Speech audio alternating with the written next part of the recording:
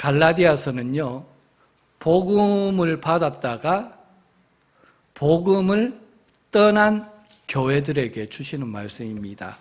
본문 1장 9절을 보면은 우리가 전에 말하였거니와 내가 지금 다시 말하노니, 이 갈라디아에 있는 지방에 있는 교회들은 이전에 사도 바울을 통해서 복음을 들었습니다.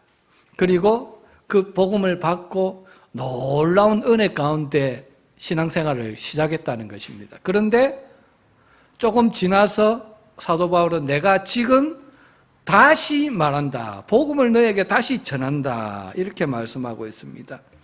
왜 갈라디아 교회들은 복음을 다시 들어야 했을까요? 오늘 하나님은 왜 이 현대교회, 특별히 우리 교회가 복음을 다시 듣고 복음으로 다시 시작해야 된다 말씀하고 계실까요? 그것은 이 교회라는 것이 예수 그리스도의 그 모든 물과 피로 핏부림을 받고 이 땅에서 영광스럽게 시작되어서 영광 가운데 영생할 교회이지만은 현재의 모습은 어떻습니까? 이 죄 많고 세속화되어진 이 땅에서 살아가는 존재이기 때문에 늘 죄와 세속화와 변질의 그런 위험 속에 살아가고 있기 때문입니다. 그래서 이 여기에 있었던 갈라디아 교회도 예외가 아니었습니다. 시작은 아주 좋았죠.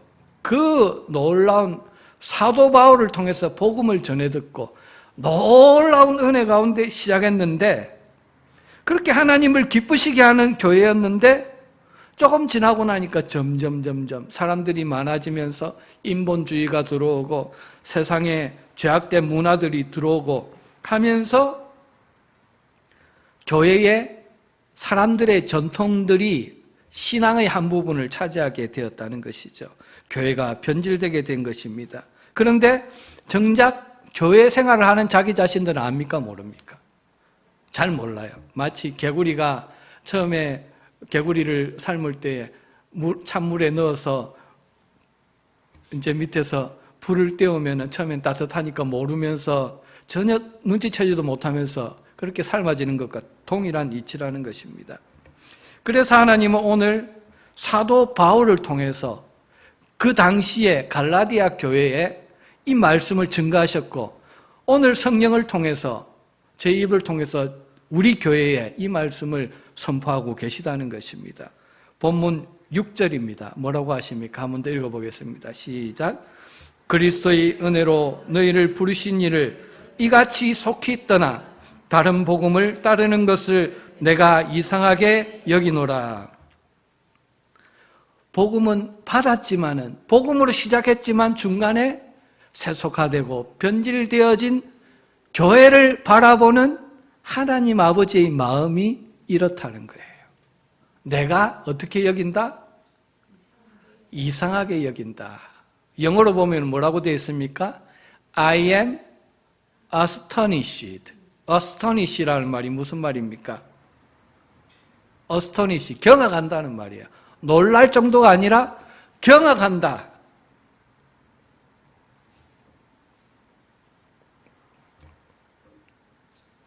우리 하나님이, 우리는 뭔가 세속화된 것 같지도 않고 하나님을 잘 섬기는 것 같은데, 우리 영과 혼과 관절과 골수를 찔러 쪼개기까지 하면서 우리가 세상 사람들이 모르는 은밀한 곳에서 하는 모든 행위까지 익히 감찰하시는 하나님께서 바라볼 때 뭐라고요?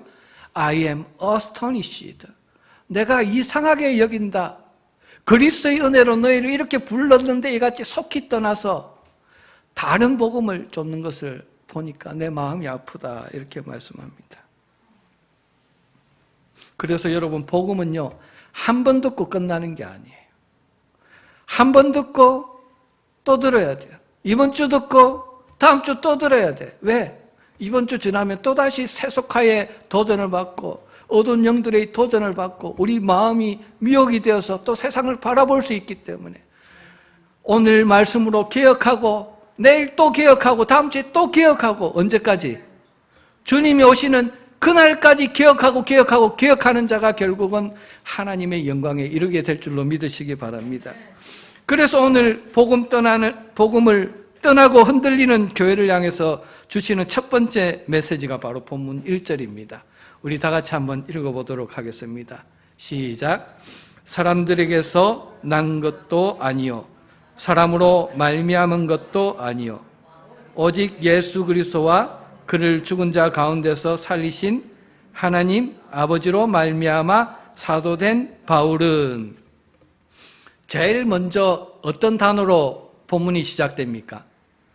한글로는 사람들에게서 시작하지만은 헬라어나 영어 번역에 보면은 바울이라는 단어로부터 시작됩니다. 무슨 말입니까? 나는 누구다? 나는 바울이다. 그리고 사도가 되었다. 하나님이 부르셔서 사도 되게 한 바울이다. 자기 자신을 그렇게 인식하고 있습니다. 하나님께서 복음을 전하라고 보내셨는데 누구를 보내셨느냐? 이 바울을 보내셨다는 거예요. 여기서 우리는 두 가지 메시지를 볼 수가 있습니다. 먼저 하나님은 누구를 보내셔서 복음을 계속적으로 전하게 하십니까? 복음을 체험적으로 만난 자를 보내셔서 복음을 증거하신다는 것입니다. 바울은 복음을 만난 자의 이름이에요. 거듭난 이름이에요. 원래 이름은 뭐였습니까? 사울이었습니다. 사울이라는 이름이 어떤 뜻입니까? 이스라엘의 통합된 초대 왕이 베냐민 지파에서 나왔는데 그 왕 이름이 바로 사울이었습니다. 이 사울이라는 원래 이름은 사울이 베냐민 지파 사람이잖아요. 그래서 자기 지파의 가장 좋았던 그 이름인 사울 왕 이름을 따서 사울로 지었다는 거예요. 명예로운 이름이었죠. 큰 자라는 뜻입니다. 그런데 복음을 만난 후에 딱 보고 나니까 나는 더 이상 사울이 아니라는 겁니다. 복음을 만나기 전에는 자기 자신이 제일인 줄 알았어요. 가말리엘 그 문화에서 학문도 많이 익히고 율법도 많이 읽히고 전도 유망한 그런 자였습니다. 세상에서 많이 가지고 크게 되는 게 다인 줄 알았습니다. 그런 사울의 인생을 살았습니다. 그러다가 다메섹으로 가는 길에 누구를 만나게 됩니까? 하늘에서 빛이 임하고 음성이 들리면서 예수 그리스도를 만나게 됩니다. 그러면서 모든 것이 변하게 됩니다. 이제 깨닫게 된 거죠. 그게 아니었구나. 그게 사망으로 가는 길이었구나. 죽으러 가는 길이었구나. 그걸 알게 됩니다. 하나님을 만나고 나니까요, 허물과 죄로 죽은 자신을 보게 된 거예요. 하나님의 진노 아래 있고 자신으로서는 지옥에서 면할 방법이 없는 그런 가련한 자임을 자기가 깨닫게 된 거죠. 그런 자신을 위해서 그런데 누가 찾아왔어요? 부활하신 예수 그리스도께서 찾아오셔서 뭐라 그럽니까? 나는 내가 핍박하는 예수다. 그러면서 바울을 만나 주셨습니다. 이 나는 예수다. 이 말 속에서 이 사도 바울은요, 구약의 모든 자기 구약 지식이 다 해석이 되었어요.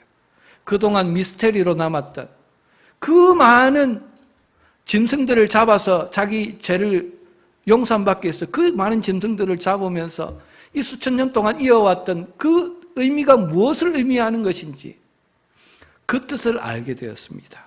바로 예수 그리스도 오셔서 십자가에서 우리 모든 죄악을 짊어지실 예수 그리스도, 그 예수 그리스도를 위한 예표였구나. 그렇게 예언하신 예수 그리스도께서 실제로 오셔서 십자가에서 물과 피를 흘려서 여전히 하나님을 대적하고 원수의 길을 가고 있는 나를 먼저 찾아오셨구나.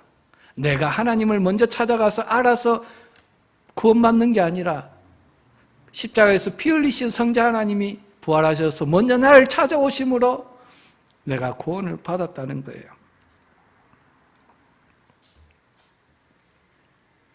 그래서 그런 자신을 위해서 예수께서 십자가에 달리셨다는 것을 그때 비로소 알게 되는 거죠.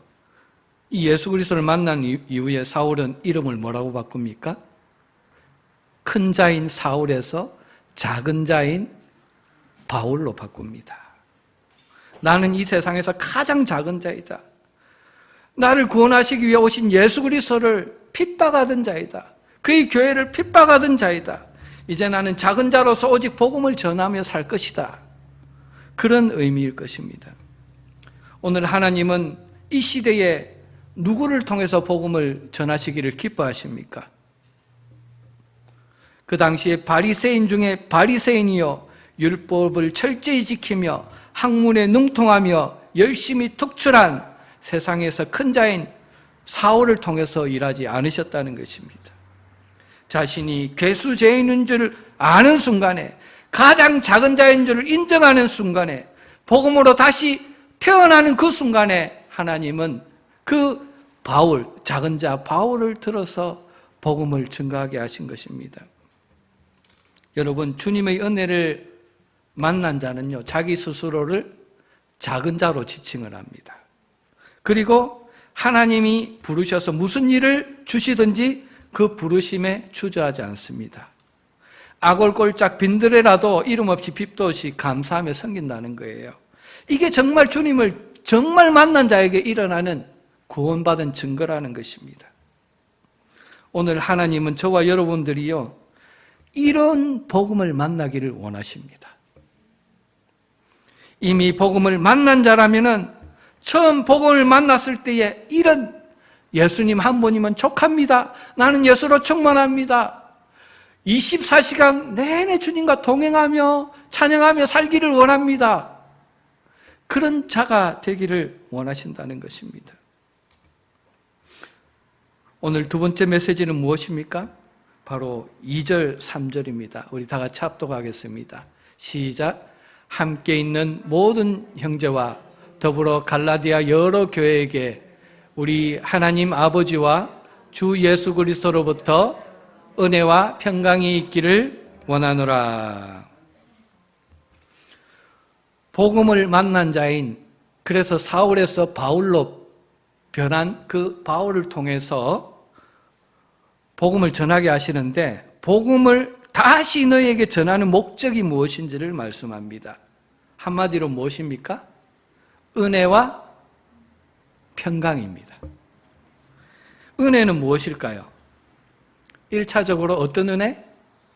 나의 억만 죄악에서 죄를 사해 주시는 죄사함의 은혜입니다. 그런데 이 죄사함의 은혜를 받기 위해서는 회개가 있어야 되죠. 내가 죄인인 것을 깨닫고 이 죄에서 돌이키는 회개가 있어야 됩니다. 그래야 죄사함이 임한다는 겁니다. 복음을 떠났지만 다시 회개하고 돌아오면은 하나님께서 어떻게 합니까? 은혜로 죄를 사해 주십니다. 회복될 기회를 주신다는 것입니다. 죄로 끊어졌던 하나님과의 관계를 다시 회복시켜 주시겠다라는 것이 바로 언약을 통해서 우리에게 주신 은혜라는 것입니다. 그리고 그 은혜의 결과로 하나님과의 관계가 회복되잖아요. 하나님과의 관계가 회복되면서 우리에게 찾아오는 것이 무엇입니까? 평강입니다. 히브리어로 보면은 샬롬, 헬라어로 보면은 에이레네입니다. 영어로 peace. 하나님과의 관계가 회복되었을 때 패키지로 우리에게 임하는 평강과 축복을 말합니다. 여러분, 이 평강에는요, 영적인 것뿐만이 아닙니다.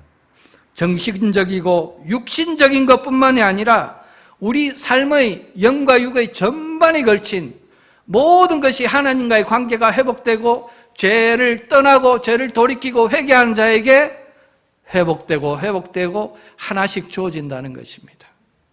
한꺼번에 주는 것이 아니죠.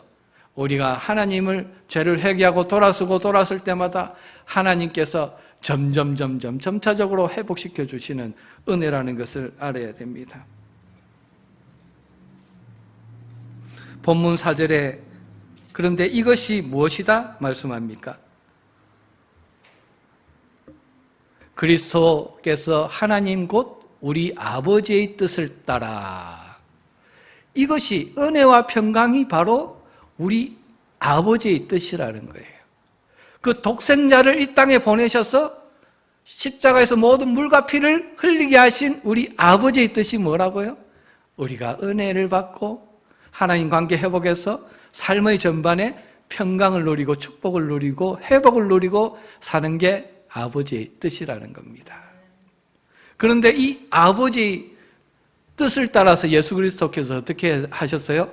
이 악한 세대에서 우리를 건지시려고 우리 죄를 대속하기 위하여 자기 몸을 주셨으니 영광이 그에게 세세토록 있을지어다. 아멘. 오늘 복음을 믿는다고 하지만 여러분 우리 삶을 돌아보십시오. 우리 삶 속에 온전한 평강이 있습니까? 늘 삶 속에 문제가 따라오고 문제투성이고 육신적으로 정신적으로 삶의 전반에 문제가 연속적으로 오고 있지 않습니까? 왜 삶 속에 평강이 오긴 오는데 왔다가 끊어지고 또 끊어지고 계속 이렇게 할까요? 그것은 하나님의 회복시켜 주신 그 은혜를 따라 살지 않기 때문이다. 이렇게 말씀하시는 겁니다. 은혜로 사는 게 아버지의 뜻인데 은혜를 받았는데도 하나님과의 관계가 예수 그리스도의 십자가 죄사함을 통해서 관계가 열려서 이제 하나님께 나와서 기도하고 말씀을 뿌리고 전도하고 삶 속에 말씀을 붙들고 살아갈 때에 하나님께로 오는 모든 축복과 약속이 이루어질 수 있는 찬스가 생겼는데도 하나님께 나가지 않는다는 거예요. 하나님 안에서 살아가지 않는다는 거예요. 입술은 돌이켰는데 삶이 돌이키지 않았다. 생각과 마음 뜻이 돌이키지 않았다. 그래서요, 이 갈라디아서는요, 아주 강렬한 어조로 복음을 받았지만 떠난 교회에 말씀하고 있습니다. 그런데 이 갈라디아서와 함께 강한 어조로 복음을 증거하는 복음서가 있는데, 그런 서신서가 있는데, 그 서신서가 어떤 서신서입니까? 고린도후서입니다. 고린도후서 6장 1절에 보면은 결론적으로 이야기하면서 뭐라고 이야기합니까? 우리가 하나님과 함께 일하는 자로서 너희를 권하노니 하나님의 은혜를 어떻게 하지 마라? 헛되이 받지 마라. 영어로 보니까 not to receive God's grace in vain. in vain이 뭡니까? nothing이라는 거예요. 제로라는 거예요. 하나님의 은혜는 언약으로 우리에게 주어져요. 그죠? 회개하고 돌이키는 자에게 길이 열려서 우리에게 충만하게 주시기를 원하시고 보따리까지 여호와를 예배하고 계신데 nothing이라는 것은 무엇입니까? 회개하고 삶이 돌이키지 않았다. 마음이 돌이키지 않았다. 이중적으로 살아간다. 그러니까 은혜가 약속이 되어 있지만은 nothing이라는 거죠. 하나님의 은혜를 어떻게 받지 마라? 헛되이 받지 마라. 헛되이 받는 자들이 있다는 거예요. 안타까워서 강한 어조로 고린도서에서 사도 바울이 다시금 이야기하고 있는 겁니다. 그래서 다시 돌아와서 보면은 이 강한 어조로 이야기하는데 은혜로 산다는 것이 뭐냐? 은혜라는 것은 말뿐만 아니라 잘못했습니다. 말뿐만 아니라 이 악한 세대에서 우리를 건지신 십자가 대속의 사건이기 때문에 이 악한 세대에서 우리를 건지시기 위해서 피를 흘리셨기 때문에 그 은혜를 아는 자는 이 악한 세대에서 어떻게 한다? 돌이킨다. 피 흘리기까지 싸운다. 이 악한 세대에서 돌이키기가 쉽습니까? 어렵습니까? 우리는 육신 안에 살아가고 있어요. 여전히 죄악 가운데 살아가고 있어요. 죄를 극복하기가 쉽지 않습니다. 그래서 죄악과 싸우되 어떻게 싸워라? 피 흘리기까지 싸워야 한다. 왜? 예수 그리스도께서 우리를 그 죄에서 구속하시기 위해서 피 흘리기까지 생명까지 주셨기 때문에 그 은혜를 아는 자라면은 그 은혜를 헛되이 받지 않는 자라면은 죄와 싸우되 어떻게 해야 된다고요? 피 흘리기까지 싸워서 예수 그리스도께서 우리를 위해서 흘리신 그 피의 영광 하나님 나라에까지 승리하는 자로 이르러야 된다는 거예요. 그것은 누가 해야 되는 겁니까? 저와 여러분들이 언약적인 믿음을 가지고 따라가야 되는, 결단하고 걸어가야 되는 거라는 거예요. 그래서 우리에게 뭐가 필요합니까? 계속적으로 기도를 심는 게 필요하고 말씀을 심는 게 필요한 거죠. 갈라디아서 1장 6절에 그래서 다시 보면은 이 뜻이 무엇인지 알 것입니다. 그리스도의 은혜로 너희를 부르신 이를 이같이 속히 떠나 다른 복음을 따르는 것을 내가 이상하게 여기노라. 여러분, 여기 이상하게 여긴다는 건 무슨 뜻일까요? 이 은혜를 아는 자라면은 이렇게 속히 떠나서 다시 죄악된 세상으로 갈 수 있다는 겁니까? 못 간다는 겁니까? 은혜를 받기는 받은 것 같은데 뭔가 찜찜해. 뭔가 이상해. 교회는 다니는 것 같은데 가만히 보면 뭔가 본어게인한 것 같지가 않아. 지금은 여러분 은혜의 때예요. 언제든지 회개하고 돌이키고 다시 회복되고 하나님의 백성으로서 영광 가운데 살아갈 찬스가 있어요. 그러나 곧 하늘 문이 닫힐 때가 옵니다. 주님이 영광 가운데 재림하실 때가 와요. 그때가 아니라도 우리 영혼을요 거둬가실 때가 올 수 있습니다. 올 때는 순서가 있어도 갈 때는 순서가 없어요.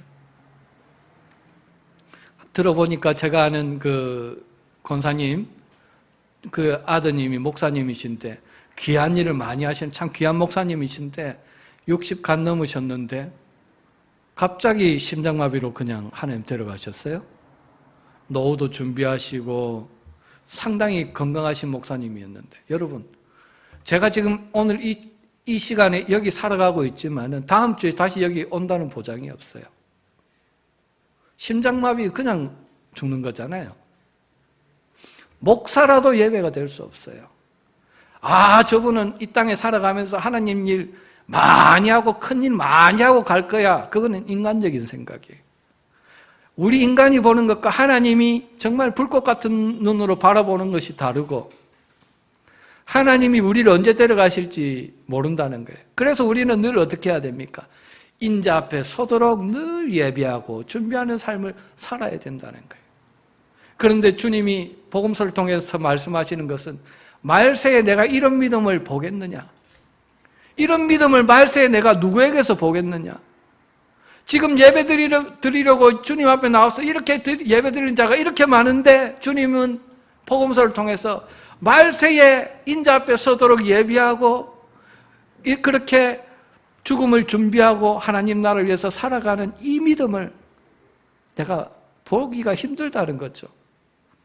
다른 말로 너희에게서는 이 믿음을 보기를 원한다. 아무개야, 내가 너를 위해 십자가에서 피를 흘리는데 너에게서는 이 믿음 보기를 원한다. 죄악을 떠나라. 지금 도래하고 있는 하나님 나라를 바라보라. 복음을 위해서 살아가라. 저와 여러분들에게 말씀하시는 겁니다. 그러면서 7절로 9절에 말씀하시는 거죠. 한번 읽어볼까요? 시작. 다른 복음은 없나니 다만 어떤 사람들이 너희를 교란하여 그리스도의 복음을 변하게 하려 함이라. 그러나 우리나 혹 하늘로부터 온 천사라도 우리가 너희에게 전한 복음 외에 다른 복음을 전하면 저주를 받을지어다. 우리가 전에 말하였거니와 내가 지금 다시 말하노니 만일 누구든지 너희가 받은 것 외에 다른 복음을 전하면 저주를 받을지어다. 지금 저주를 받을지어다라는 말을 몇 번 쓰고 있습니까? 2번을 반복해서 강조하고 있습니다. 그리스도의 복음은 몇 개라는 겁니까? 오직 하나밖에 없다는 거예요. 그리고 이 복음이 변질된 복음을 전하면은 누구도 예외가 없다. 지금 전하고 있는 나 사도 바울도 우리도 하늘에서 온 천사라도 예외 없이 어떻게 된다? 저주를 받게 될 것이다. 2번을 강조합니다. 그러면서 계속적으로 하는 말이 10절로 12절입니다. 한번 읽어보겠습니다. 시작. 이제 내가 사람들에게 좋게 하랴 하나님께 좋게 하랴, 사람들에게 기쁨을 구하랴. 내가 지금까지 사람들의 기쁨을 구하였다면 그리스도의 종이 아니니라. 형제들아, 내가 너희에게 알게 하노니 내가 전한 복음은 사람의 뜻을 따라 된 것이 아니니라. 이는 내가 사람에게서 받은 것도 아니요 배운 것도 아니요 오직 예수 그리스도의 계시로 말미암은 것이라. 이 말씀이 무슨 뜻일까요? 복음으로 산다는 것은 누구를 기쁘시게 하는 삶입니까? 사람을 기쁘게 하는 것이 아니라 하나님을 기쁘게 하는 삶이라는 거예요. 아, 내가 이렇게 봉사를 하는데, 이 영혼을 위해서 이렇게 기도하고 있는데 사람들은 몰라줘도 하나님이 이것을 보면 얼마나 기쁘실까? 모든 일을 하는데 뭘 보고? 하나님이 바라보시는, 나를 바라보시는 그 기쁨으로 일을 한다는 거예요. 아이고, 내가 이렇게 좋은 일을 하고 있는데 누가 좀 봐줬으면 하면서 그냥 슬로우 비디오로 다른 사람에게 띄려고 하는 그런 게 아니라 사람의 영광을 구하고 사람에게 인정받으려고 하는 것이 아니라 오른손이 하는 일을 왼손이 모르게, 기도를 할 때도 골방에 은밀하게 들어가서 기도하면서 은밀히 보시는 하나님의 눈앞에 기도하고 은밀히 갚으시는 하나님을 바라본다는 것이죠. 그래서 복음으로 산다는 것은 하나님을 기쁘시게 하는 삶입니다. 하나님 앞에 비답게 살아가는 삶입니다. 그런데 이렇게 하나님을 기쁘시게 하려면은 어떤 게 있어야 됩니까? 하나님을 내가 개인적으로, 체험적으로 만난 그 증거가 있어야 된다는 거예요. 예수 그리스도를 정말 십자가에서 나를 위해 피 흘려 죽으신 예수 그리스도를, 그 능력의 예수 그리스도를 내가 만난, 나의 주님으로 구주로 만난 체험이 있어야 된다는 거예요. 그게 없으면은 절대로 하나님을 기쁘시게 하고 예수님을 기쁘시게 하는 삶을 살 수 없다는 거예요. 사람을 기쁘시게 하고 사람의 눈치를 보고 사람과의 교제를 통해서 뭔가 휴머니즘의 사랑을 이루려는 그런 시도밖에 남지 않는 겁니다. 그렇게 되면은 교회가 더 이상 교회가 아니죠. 사람들의 사교 집단으로 바뀌는 것입니다. 바울도요, 그리스도를 만나기 전에 처음에는 그랬다는 거예요. 자기가 유대교의 바리새인으로 살아갔는데 되돌아보니까 자기도 그랬다는 거예요. 결국은 사람을 기쁘시게 하는 일이었고 그리스도를 알지 못하니까 결국은 그 모든 것들이 종교적인 삶에 불과했다는 것을 지금 이야기하고 있는 겁니다. 그런데 뒤에 나오겠지만은 베드로, 바나바는 예수님을 만났어요. 근데 만난 후에도 자기 유대인들, 인종들의 그 전통을 극복하지를 못합니다. 유대인들의 눈치를 보면서 이방인들과 교제하고 있다가 욕 듣지는 않을까 해가지고 외식을 한 거죠. 하나님의 종이 아니라 사람의 종이 되었다는 거예요. 우리뿐만 아니라 그 예수님의 수제자라고 불리는 베드로와 그리고 바나바까지도 이렇게 사람의 종이 되었다는 거죠. 여러분, 무서운 거예요. 복음의 변질은요, 누구도 예외 없이 말씀으로 계속적으로 개혁하고 개혁하지 않으면 한순간에 뒤집어질 수 있는 게 바로 복음의 변질입니다. 여러분, 처음에 복음으로 시작해서 많은 일들을 하신 귀한 목사님들을 보죠. 그 보면 신문지상에 매스미디어에 나오는 거 보죠. 얼마나 많은 사람들이 이 세속의 죄악들과 이런 것들로 나중에 타락한 모습을, 변질된 그런 모습들을 우리가 봅니까? 누구도 예외가 없다. 성령의 능력을 받지 않고 복음의 말씀을 늘 듣지 않으면 누구도 예외가 없다는 겁니다. 우리나 하늘에서 온 천사라도 다른 복음을 전하면은 저주를 받을지어다, 저주를 받을지어다 말씀하고 있는 겁니다. 여러분, 오늘 우리 교회 생활들 한번 보십시다. 교회도요, 처음에는 은혜로 시작했다가요, 이 인간들의 전통들이 많이 더해진 그런 요소들이 참으로 많아요. 제가 한번 이야기를 들어보니까 제가 목사인 줄 모르고 옆에서 막 이야기를 했겠죠. 장로님들이 모여서 이야기하는데, 아유, 안술 집사 되는 데는 얼마가 들고, 장로가 되는 데는 얼마가 들고, 권사 취임한 데는 얼마가, 벌써 그 가격표가 다 붙어 있더라고요. 저는 몰랐는데.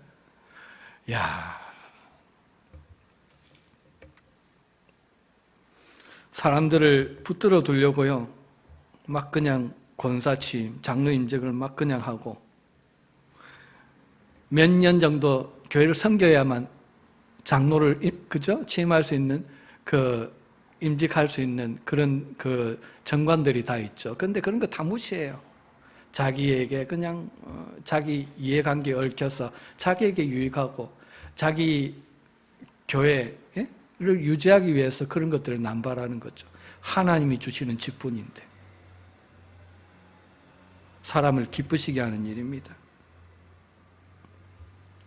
물질과 헌신을 사람을 위해서, 그리고 그냥 그 단체를 유지하기 위해서 의무적으로 요구하죠. 교회 안에서 행해지는 프로그램들은 어떻습니까? 복음을 위해서 한다고 하지만 사실은 사람에게 초점이 맞춰져 있는 것들이 얼마나 많은지 모릅니다. 그래서 행사가 끝나면 사람들은 많이 모였어요. 행사는 성공적으로 끝났어요. 근데 복음은 없어요. 하나님이 영광 받는 건 없어요. 그냥 경비만 나갔어요. 웃고 떠들고 즐겼던 그 즐거움만 남았어요. 금송아지 축제로 끝나는 경우가 많다는 겁니다. 오늘 하나님은요, 저와 여러분들이 이 세상에서 많은 것을 남기고 하나님께 오기를 원치 않으세요. 예수 그리스도께 받은 은혜, 그 은혜를 끝까지 유지하고 하나님을 기쁘시게 하는 삶을 살기를 원하신다는 겁니다. 네가 정말 예수 그리스도의 은혜를 받았느냐? 예수 그리스도를 만났느냐? 그를 통해서 예수 그리스도의 계시를 담지하고 살아가느냐? 그게 너에게 가장 귀하냐 안 귀하냐 하는 거예요. 그것보다 이 세상에 더 귀한 것이 있느냐? 그러면은 아직도 예수 그리스도의 은혜를 제대로 받지 못한 자라는 거예요. 아직도 세상이 더 귀하게 보이고 세상에 그 무엇으로도 살 수 없는 그 예수 그리스도 독생자의 고귀한 은혜를 받았음에도 불구하고 그것을 모른다면 안 된다는 거예요. 그것을 회복해라는 거예요. 그 첫사랑을 회복해야 된다. 그래야 이 세상에 죄악된 세상에서 이길 수 있다. 하나님이 너희들을 하나님의 선한 일을 위해서 지금 지으셨고 예수 그리스도 안에서 다시 부르셨는데 그 일을 감당하기 위해서는 복음 안에서 주님을 매일 새롭게 다시는 만나는 길밖에 없다는 것입니다. 여러분, 정말 난 아까 예수로 충만하네 그랬는데 예수 그리스도께서 이 세상에 그 무엇보다도 여러분들에게 귀한 존재이십니까? 정말 그렇습니까? 우리가 여기서는 아멘 할 수 있습니다. 그러나 집에 돌아가셔서 정말 말씀을 읽으면서 정말 내가 거기까지 왔는지, 정말 그 주님을 만났는지, 우리가 육신을 벗고 하나님 앞에 서기 전에요, 그 주님을 만나야 됩니다. 그렇지 않으면은 어쩌면은 종교인이 될 수도 있어요. 저는 잘 몰라요. 여러분들이 주님을 어떤 위경에 만났는지. 그런데 정말 주님을 만난 자들 있죠. 정말 죽을 고비에서 정말 이제는 끝이구나 생각했을 때 주님이 찾아오셔서 건져주시고 또 건져주시고 살려주시고 또 살려주시고 여기까지 오신 분들이 있죠. 그 주님을 끝까지 붙드시고 변질되지 아니하고 하나님 기쁘시는 그런 삶을 사시는 저와 여러분 되시기 바랍니다. 우리 이 시간 한번 내가 주인 삼은 모든 것 찬양하며 나가겠습니다. 우리 부르심을 되돌아보기 원합니다. 사도 바울은 이 복음을 전하면서 자기 부르심을 되돌아보고 있습니다. 나는 사울이었는데 큰 자였는데 큰 자가 되기를 원했는데 다 부질없는 소망이었다. 이제 바울로 살아간다. 작은 자이지만 나에겐 소망이 있다. 영광의 소망이 있다. 예수 그리스도 그분이 나의 생의 전부이시고 나의 영광이다. 생명을 다해서 복음을 위해 살아갔습니다.